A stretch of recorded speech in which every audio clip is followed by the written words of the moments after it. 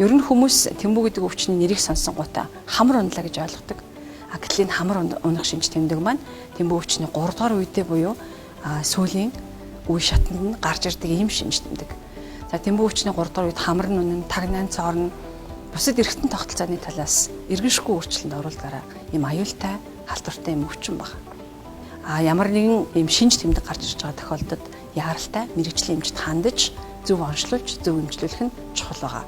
Заавал арьс астан дээр нь туралд гарсан гэхгүйгээр цусны шинжилгээг өгж Тэмбүүтэй болохоо тогтоолох нь бас их чухал байдаг. Тийм учраас залуучуудад хандаж хэлэхэд айж, имэж зоохгүйгээр мэрэгжлийн эмчт хандаж өвчтэй гэдгээ эрт тогтоолгож эмчилгээнд зөв орж чадах юм бол Тэмбүү гэдэг өвчнөөс бүрэн ангижрах, бүрэн эрүүлжих юм боломжтой байдаг.